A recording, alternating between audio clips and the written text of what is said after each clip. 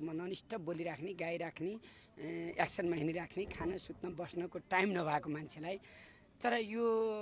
पटक मैले 4 वर्ष पछाडि 1 हप्ता मात्रै अभ्यास गरौँ त भनेर 1 हप्तालाई भोइस टेस्ट भन्छ त्यसलाई घाँटीकै अर्को ठुलो बिराम पनि होइन जनतालाई फेरि यस्तो भएछ भनेर यत्रो अक्षर लेखेर अनि उल्टो कणेल बिरामी भनेर यहाँ त फाइदा लिने खोज्छन् क्या के शीर्षक राखेर चाहिँ फाइदा हुन्छ स्याउ र केराहरू ल्याइदिनु खोजेको होला अनि त्यो भएर जुसहरू क्या त्यो भएर आज तपाईँहरू जति आउनु भएको छ हामी आइराखेका छौँ सबै साथीहरू हामी आएकै त हो पशुपति सफाई अभियानदेखि सबै चिजमा हामी सबैलाई धन्यवाद छ। हाम्रो कुरा चाहिँ के थियो भन्दाखेरि कृष्ण कणेलले धेरै राम्रा काम गरेका छन् जुन यो समाजले मूल्याङ्कन गर्न सक्यो सकेन मलाई थाहा छैन यद्यपि मलाई लाग्छ व्यक्तिगत रूपमा सकेको छैन राम्रा कामहरूको जति कृष्ण कणेलले गरेको छ तर कुनै कुरालाई नराम्रो गर्यो भनेर चाहिँ धेरै प्रचार भयो यो चाहिँ किन भयो यो समाजले किन देख्दैन तपाईँको मुखले भन्नु पर्यो यो त तपाईँ हामीले देखिराखेका छौँ नि यहाँ राम्रोलाई प्राथमिकता दिइन्न नराम्रो नभए पनि नराम्रो कसरी बनाउने भनेर पछाडि हेरेर त्यसलाई प्राथमिकता दिन्छ जबसम्म यो हाम्रो सामाजिक संस्कारको एउटा सोचको प्रवृत्तिमा एउटा आमूल परिवर्तन हामीमा आउँदैन सोचाइमा परिवर्तन हुँदैन त्योसम्म त्यस्तै रहन्छ देशको अवस्था यस्तै रहन्छ। हेर्नुहोस् त अहिलेको सरकारले भ्रष्टाचारलाई त समात्दै गएको छ नि त्यो त पक्का हो नि त ठुल्ठुलालाई तर पनि हामीसँग वातावरण यही सरकार राजीनामा दियो भन्दै होइन र जस्तै अस्ति मलाई पशुपतिनाथमा जुन सीता दाहाल आमाको लास ल्याउँदै थियो पेरिस डाँडाबाट आयो श्रद्धाञ्जली सभामा म त प्रत्येकको मृत्युमा म जान्छु चाहे प्रदीप गिरी आज पहिला म सम्झिन्छु आज बिपी जन्म जयन्ती बिपीले लागेको बाटो हिँडौँ सबै मिली जन्मभूमि यो देशलाई बनाऊ झिलिमिली वास्तवमा यो झिलिमिली बनाउने यो अभियान छ हामी सबैको भनौँ न भन्दाखेरि त्यहाँ आउँदा मैले त्यो दिन मसँग यस्तै गोप्रो थियो गोप्रो भनौँ न लासको यति ठाउँ हुन्छ हामीसँग क्यामेराम्यान त्यो दिन हुनुहुन्थेन कारणवश किनभने त्यो दिन मेरो भाइ रूपक गिरीको विवाहको विशेष कार्यक्रम थियो र सबै प्राविधिक थानकोट गएको थियो 6 बजे पछि उहाँको मृत्यु भयो अनि हामीले मन थाम्न सकेनौँ जहाँ पनि जाने मान्छे त्यत्रो प्रधानमन्त्री पत्नीको निधन भएको युवराजजी म र छत्र गयौँ अनि क्यामेराम्यानलाई थानकोटबाट हामीले बोलाएको थियौँ जतिखेर आउला खिच्ला भनेर हामीले यसरी राखिराखेका थियौँ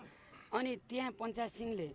माला दिनुभयो अनि यसरी गएर यसरी माला हाल्ने त कुरो भएन नि यसरी हाल्यो त किन गर्नाले क्यामेरासँग हाल्थ्यो भन्ने पनि त्यही सामाजिक सञ्जाल यही हुन्छ नि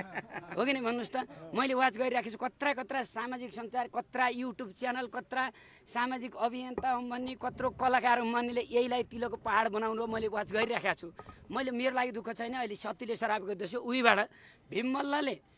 तिब्बतसम्म आफ्नो राज्य विस्तार गर्दै थिए खोटाङ ओखलडुङ आउँदै जित्दै लाँदै थिए तर त्यहाँको अशोक उप्रेती लगायतका आएर कुरा लाएर जयस्थिति मल्ललाई तपाईँको राज्य त सिद्ध्याइदिनु ला भनेर उल्टो इनाम दिला भन्दा सक्ला भने जस्तै यही क्षेत्रकाले म मानवीय संविधानका लागि जन्म मृत्युमा जाने मान्छे यो त डलर कमाउन गयो भनेर प्रचार गरे हुँदा नहुँदा त्यसकारण यसबाट के देखिन्छ भने सामाजिक सञ्जाल अहिले यसरी छाडा भएको छ जसको फेक आइडी जसले लेखेर पनि गर्ने हाम्रो दुरुपयोगको यस्तो चरम सिंहना आएको छ वास्तवमा यसलाई नियन्त्रणको लागि राज्यले पहल चालोस् भनेर पनि यस्तो भावला जस्तो लाग्छ मलाई त्यसकारण यति धेरै बनाइदिए कि सन्तोष पन्तको कहाँको चड्कन ल्याएर यहाँ कृष्ण कणेल बोलाएर त्यो चड्कन लामुला भनेर केही नभएको कुरा यस्तो गर्छौँ भने नेतालाई सिद्ध्याउन हामीहरूले कति खेल खेलिया रहेछौँ त तलकाले पनि यहीँनिर भनौँ त नेतालाई सिद्ध्याउनको लागि नेतासँग कसरी रिसाउनुहुन्छ ल भन्नुहोस् त मैले सीता दाहालको के त्यो हालेर पैसा कमाउनु होला म त राष्ट्रकविकोमा लासमै चढेर त्यो देखाइनँ कि जनतालाई मैले सत्यमोहन जोशीको देखाइनँ कि गिरिजा प्रसादकै स्वयं देखाइनँ कि मदन भण्डारीको पालामा मसँग क्यामेरा थिएन तर लासमा म फुलमाला चढाउन गएकै हो त्यसकारण यो देशका हरेक एक्सन र हरेक गतिविधिमा जाने मान्छेलाई तपाईँहरू यहीँ आउँदा त यत्रो छ त्यहाँ कतिवटा क्यामेरा थियो भन्नुहोस् त म त झन् युट्युबमै नहाल्ने म त झन् अहिलेसम्म 5 वर्षसम्म मेरो क्यामेराबाट मैले मोबाइलमा फोटो खिचेर पोस्ट गरेको देखाउनुहोस् त म जिन्दगीमा फोटोको विश्वास त्यति पनि नगर्ने मान्छेलाई निरन्तर चाहिँ भइरहेको अनि त्यसरी खिचेर यस्तै साथी यहाँहरू जस्तै एउटा कुनै अपराधी मानसिकता भएको यस्तै मोबाइल र क्यामेरा समात्यो अपराधीले खिचेर त्यो हाल्यो यो क्यामेरा खिच्ने र समाउने कुन चाहिँ अपराधी हो त्यो अपराधीले खिचेर हालेपछि त्यसलाई टिकटक बनाए यही कलाकारिता क्षेत्रका साथीहरूले अनि त्यहाँबाट कणेलले अमानवीय गरेर डलर कमायो भने हेर्नुहोस् त अपराधी हाम्रो मानसिकता म व्यक्तिलाई दोष दिन हाम्रो प्रवृत्ति कहाँ छ हामी कति फटा छौँ ताप्लेजुङको बाढी र पहिरोमा 12 गते हिँडेर ताप्लेजुङ र पाँचथरमा भ्याएर एकै दिन फेरि उही रातारात आएर कपिल वस्तु आएर रोपाइँ गर्न गएको हरेक बाढी पहिरोमा गएको तिनले सेयर पनि गर्दैनन्, तिनले लाइक पनि गर्दैनन्, तिनले केही गर्दैनन् भने यस्तो छ भने साथी हो, यो दोष कसको? हाम्रै होला, तपाईँ हाम्रै हो। हामीले सामाजिक सञ्जाललाई कति दुरुपयोग गरेका छौँ, हामीले जनतामा कति भरम छर्न सक्छौँ भने त ठुल्ठुलालाई पनि बिचबाट काटेर टिकटक बनाएर ट्याक्क हाल्छौँ, जनताले त पत्याउँछन् नि। त्यस कारण सामाजिक सञ्जालमा अब नियमन गर्नुपर्छ। जे पायो गरेर पैसैका लागि जुन मरिहत्ते गरेर दौडिएर अर्कालाई नेगेटिभ बनाउने जुन तत्त्व र हामीसँग संस्कार छ, त्यसलाई चिरिएन भने आज कृष्ण कणेल, भोलि अर्को, भोलि तपाईँ, पर्सि अर्को गर्दा गर्दै सबै समाजै ध्वस्त पार्ने हुन्। अहिलेबाट मलाई यो जुन सीता दाहालको लागि जुन माला यसरी हालियो नि, अब मैले छत्रलाई यसरी दिएँ, तपाईँले यसो समात्नुहोस् ल। यो समात्दा त खिचे जस्तो देखियो कि नै? यताबाट खराब नियत भएकाले त्यताबाट खिच्यो, अनि म यहाँ आएर यसरी माला हालेँ, अनि म ढोक गरेँ गएँ। मेरो दोष के भन्नुहोस् त? उद्देश्य फरक थिएन, तपाईँको श्रद्धाञ्जली मात्रै थियो, तर यसलाई चाहिँ विषयान्तर गरियो। कसले बनाए त भन्दाखेरि यस्तै क्यामेरा ठड्याउनेहरूले, मोबाइल ठड्याउनेहरूले यी अपराधी हुन् कि म अपराधी भन्नुहोस् त? यो क्यामेराको दुरुपयोग कति हुँदो रहेछ त ल भन्नुहोस् त? यो त्यस कारण ल भन्नुहोस् त, यसमा तपाईँ आफै भन्नुहोस् त, यो क्यामेरा खिचेर हाल्ने अपराधी हो कि म अपराधी ल भन्नुहोस्? आज म एउटा कुरा भन्न चाहन्छु। जस्तै तपाईँले त्यो तपाईँको गलत इन्टेन्सन थिएन, त्यहाँ मान्छेहरूले विषयान्तर गरे, तर म एउटा कुरा भन्दैछु, तर यो कुरा जबसम्म आज तपाईँको मन पनि हल्को हुन्छ र तपाईँ यहाँ नबुझेका दर्शकहरूले बुझ्नुहुन्छ, तपाईँका शुभचिन्तकहरूले बुझ्नुहुन्छ, यो कुरा आउन जरुरी छ। नभयो भने मन भारी भएर तपाईँलाई पनि त्यो आत्मग्लानी हुन्छ र ती तपाईँका शुभचिन्तकहरूलाई पनि यो म सोधेको। शुभचिन्तकहरूले सकभर मलाई जसले माया गर्छ, जसले राम्रो होस् भन्छ, कणेल बिग्रिन्छ कि कतै भत्किन्छ कि भन्नेले त्यो गर्नुभएकै छैन। जो खराब मानसिकता छ, जो खिचेर हालेर पैसा कमाउने डलरेहरू हुने तिनी हुन्। जो म त खिचेर हाले पनि मैले कहिले पनि तपाईँहरूले बुझ्नुहोस्, लास्टमा हालेको चिज कहिले इन्द्रायणीले मोनिटाइज गर्दैन, चाहे जुन सुकैकोमा, किनभने त्यो गुगलको लागि राम्रो हुँदैन। त्यस कारण यहाँ त इन्द्रायणीमा जुन लाइभ भाका गाइन्छ, भाकै रोज्न, भाकै गाउन नदिने परिपञ्च रोकियो। अहिले कानुनै नभउने होला, खबरदार मेरो भाका किन गाइदिस् भनेर कपिराइट हानेर दुःख दियो। त्यो लोक दोहोरीलाई त छैन अहिलेसम्म। भनेपछि यहाँ सबैभन्दा बढी यही क्षेत्रमा लागेका साथीहरूले त्यसलाई सेयर गर्नुभएछ, स्ट्याटस हाल्नुभएछ। पछाडि उही फिल्ममा हुर्र उफ्रिए जस्तै मैले त्यहाँ गएर आएको दिएको स्पिड बढाएर त्यो 4 सेकेन्डको लागि यस्तो बनाइएछ। त्यस कारण त्यो बनाउनेलाई पनि तिनकी आमाले थाहा पाइन् भने त्यसको कस्तो होला, तिनको श्रीमतीले थाहा पाइन् भने छ्या पैसाको लागि, अर्काको चरित्र हत्याको लागि यसरी लाग्ने यी मानसिकता कहिले सुध्रिएलान्। त्यस कारण पनि सतीले सरापेको उल्टो थियो, जो राम्रो गर्छ त्यसलाई नराम्रो होस् भन्ने थियो। अब त्यस्तो हामी सराप दिउँ कि जो नराम्रो गर्न खोज्छ त्यसलाई सतबुद्धि आओस्, त्यो त्यस्तो खराब काम नगरोस्। फेरि साथी म यति भन्छु, यो क्यामेरा ठड्याउने र मोबाइल ठड्याउनेले अनि यस्तै जान्ने बुझ्नेहरूले बाहेक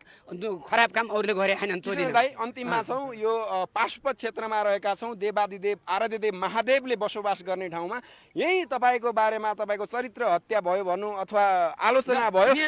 यही होइन सबैको भनौँ न, यो एउटा प्रवृत्ति हो। मैले कृष्ण कणेललाई जोडिदिएँ, यो प्रवृत्ति हो। यस्तो खालको प्रवृत्तिको बारेमा जुन तपाईँले एउटा सूचनामूलक, एउटा सन्देशमूलक कुरा भनिदिनु भयो, अन्तिममा सुदन किराँतीज्यू आउनुभएको छ, तपाईँले राम्रा कामहरूको भने नि हामीले मूल्याङ्कन गर्न सक्दैनौँ, के भन्नुहुन्छ अन्तिममा? राम्रा कामको मूल्याङ्कन गर्ने समाजको एउटा प्रवृत्तिका लागि हामीले एउटा गीत गाउँदा मेची महाकालीका हरेक जात जाति, हरेक धर्म संस्कृति नाच्या छ, इन्द्रायणीमा सबै भएको छ। त्यो कसैले लेख्न र भनिएको छ, कोही साहित्यले त अहिले खुलेर भन्नुभयो, कोही कलाकारले खुलेर इन्द्रायणीलाई किन यस्तो गरेको, इन्द्रायणीलाई किन बन्द गर्न खोजेको भन्नुभयो। कोहीले भित्रभित्र त्यहाँ खबरदार हाम्रा भाका गाइदियो भने च्यानल उडाइदिउँला भन्नुभएको छ। भोलि कुनै दिन म एक गरेर यिनको पर्दाफास गर्नेछु। पछाडि राम्रोतिर होइन, नराम्रो कहाँ गर्ला। यत्रो दुःख गर्दै त्यो रुख रोप्ने बेला त कोहीले यस्तो होला, पाइट यता होला, कहिले हो त्यही देखाउने। संसार भनेको त्यही हो, जे हुन्छ नराम्रो कहाँबाट खोज्दै हिँड्ने कहाँनिर त्यही हो संसार। त्यस कारण साथी हो, अब हामी सबै सच्चिनु जरुरी छ। मैले नेता मात्रै खराब भन्थेँ, जो अस्ति मलाई सन्तोष पन्तले भन्दैन भनेको टिकटक बनाएर सन्तोष पन्तले चढेम्म लगाइदिउँ भने जस्तो बनाए नि धेरै त्यस्ता प्रवृत्तिले। त्यस कारण नेतालाई पनि गाली गर्नु छैन, हामी सबैको दोष छ। हामी सबैको चेतना नआएसम्म साँच्चै पनि यो देश बन्दैन। त्यस कारण सांस्कृतिक क्रान्ति जरुरी छ भन्छु नि। आज बिपीले भन्नुभएको थियो एकचोटि प्रजातन्त्र आउँछ, ती सुकिला मुकिलाको हुन्छ, त्यो हुने खानेहरू खेल्छन्, त्यहाँ फटाहरूको राज हुन्छ। तर त्यस पछाडिको जुन एउटा चेतनाले ओतप्रोत भएर मानवता सहितको समाजवादमा जाने एउटा खालको लहर आउँछ, त्यतिखेर मानवता एउटा देशबाट अगाडि बढ्छ भन्नुभएको छ नि। त्यो मलाई होला जस्तो लाग्छ। मलाई एकदमै हतार थियो। आज यो किनभने उहाँको यो कार्यमा हामी सहयोग भइराख्यौँ तपाईँहरू पनि केही लिन लागि भएको होइन यहीँ पशुपति पनि भ्युर्स कमाउन दुखेर भने हामीलाई म यत्रो गीत गाएर टप ल्याएर गाउन पर्नेलाई यो दुख्नु पर्ने हो त होइन मनको हुटुटियो राम्रो गरेर ठाउँ गरौँ देशमा लहर ल्याऊँ भन्ने छ क्यामेरा मैले छत्र भाइलाई दिएको समात्न उहीँ थियो यो बदनियत गर्नको लागि ठुलो गल्ती केही नै गर्नु पर्दो रहेछ गल्ती बनाउने तत्त्व कहाँबाट गल्ती भेट्टाउने तत्त्व छ त्यो मेरो पछि पनि छ तपाईँको पनि छ जसले राम्रो काम गर्दै हिँडिया छ तपाईँले आज यसलाई ठिक पारियो आहा भन्नुहुन्छ तपाईँको पछाडि ठिक पारे अर्को भइराखेको हुन्छ त्यस कारण मैले ठिक पारेँ भनेर मख केही पनि पर्नु छैन तपाईँ हामी सबै आफै ठिक परिराखेका हुन्छौँ त्यस कारण समाजको प्रवृत्तिलाई नचिरेसम्म हुँदैन यहाँ ठुल्ठुला नेताहरूलाई सिद्ध्याउने पनि ठुल्ठुला सबै अभियन्तालाई सिद्ध्याउने पनि एउटा गिरोह पछाडि लागिराखेका हुँदो रहेछ त्यही गिरोह मध्येको अस्ति जुन मैले फुलका माला चढाउँदा तिलको पहाड बनाउनु भयो उहाँलाई धन्यवाद त्यस्तै गरेर खान पुगोस् त्यस्तै कहिल्यै तिनका छोरा नातिमा त्यस्तो त्यो नस्ल नसरोस् किनभने अर्को पुस्ताले पनि दुःख पाउँछ त्यस कारण म यति भन्छु हस् धन्यवाद।